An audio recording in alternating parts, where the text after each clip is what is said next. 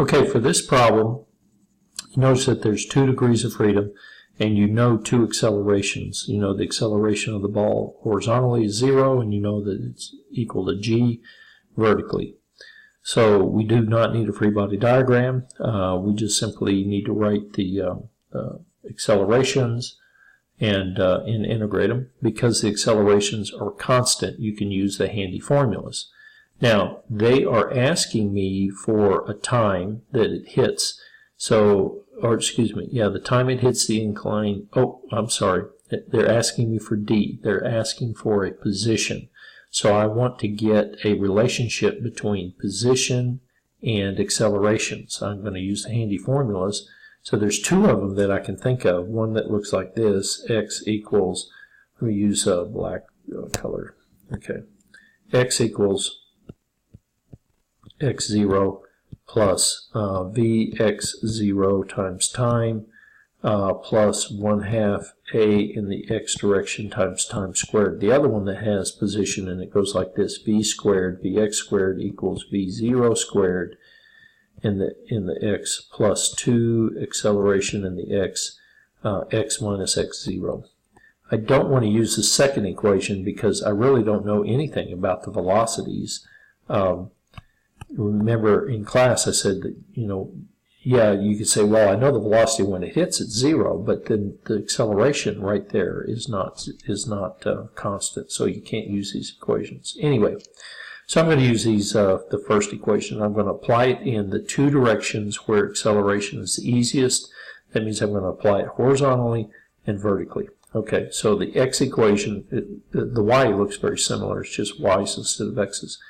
In order to apply this, you have to choose an origin. I'm going to pick the origin right here. It doesn't. You can do it in different ways. Your numbers are going to be a little bit different, but you're going to get the same value for d, no matter how you do it. So I'm going to choose the little blue dot as being the value, and I'm going to choose, obviously, this guy is positive and this guy is positive.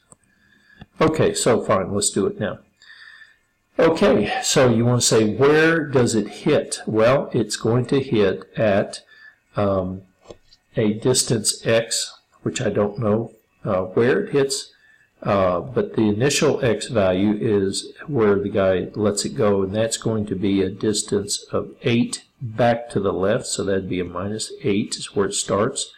The initial x velocity is equal to his initial speed, 17, times the cosine of the angle 40 times time. There's no acceleration in the horizontal direction, so the next term is 0. Applying it in the y direction, I don't know where it hits, and that equals the initial y value. And if you notice, the initial y value is about, not about, it's half a meter above, so that'll be a positive 0.5. That's the initial y. The initial y velocity is 17 sine of 40 times t. Let's see, we're in meters, and so the acceleration is 9.8, so that'd be 1/2 9.81 times time squared. Okay, let's circle the things that we don't know. You don't know x, you don't know y, and you don't know time. You need another relationship. Yeah, right. You know the x and the y where it hits. So what you do is you come in and you say, okay, well, let me write something down. Well, all right. So here we go.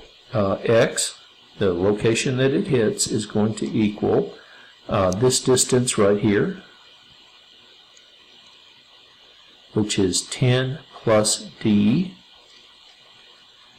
10 plus d, times the cosine of the angle 35 degrees. That will be the horizontal distance to where it hits. It'll be that value right there. The vertical value where he hits is equal to 10 plus d times the sine of the angle 35. So now you have an extra 2 equations, so now you have a total of 4 equations, and the only other unknown is this guy right here. So you end up with 4 unknowns and 4 equations. So now it's just a matter of algebra. what I did was I took the values of x, and so I rewrote the equations to this. So x, that's equal to 10 plus d times the cosine of 35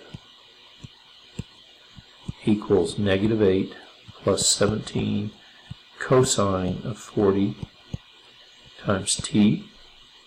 And then y, that's 10 plus d sine of 35 equals 0.5 plus 17 sine of 40 times t minus 1/2 9.81 times time squared. Okay, so now I'm down to two equations and two unknowns, t and d.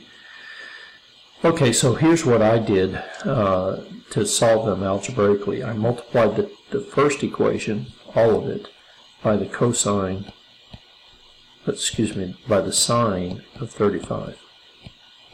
And then I multiplied the bottom equation by the cosine 35. And then I took the top equation and subtracted the bottom equation. So over here on the left-hand side, you end up with 10 plus d sine cosine 35 and minus 10 plus d sine cosine 35. So on the left-hand side, you get 0. And then over here, you just have, well, I'll write it out. You have minus 8 plus 17 cosine of 40 times t times all of this is times the sine of 35.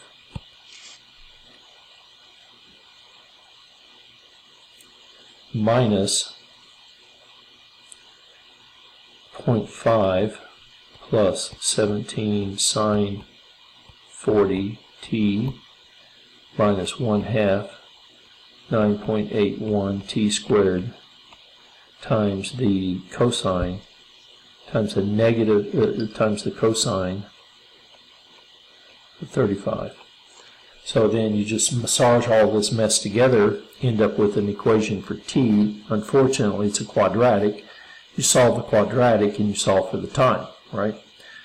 So you can do that, but just gathering up the terms, getting a quadratic, then solving the quadratic, that takes time. So I tried to give you a hint in telling you that the time is one of these four things. It's either this one, etc. Okay, so let's try the first one, 9.946. So what you can do is in these black equations here, you can put in,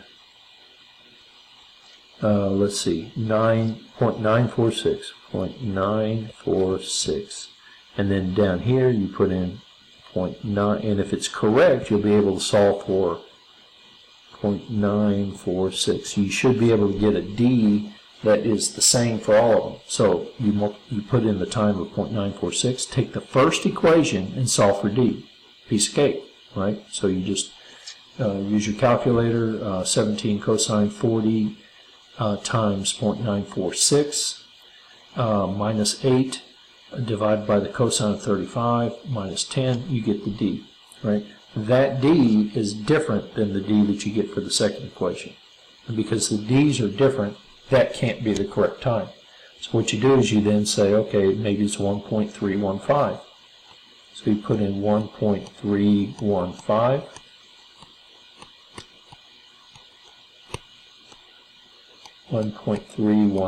everywhere. And you solve both equations for d. And what you end up with is d in the first equation is equal to 1.14. D in the second equation is 1.14. Aha, that's the correct answer. So the time is 1.315. Or if you want to, you can solve the algebra all the way through. So the distance d is 1.14. And that's the way you do that one. So this one, in my opinion, it wasn't that difficult, but it was very similar to others that you had in homework. But the difficult part was the actual algebra, massaging everything together. That's what took time. So anyway, that's why I gave you the hint. Okay, that's it for that one.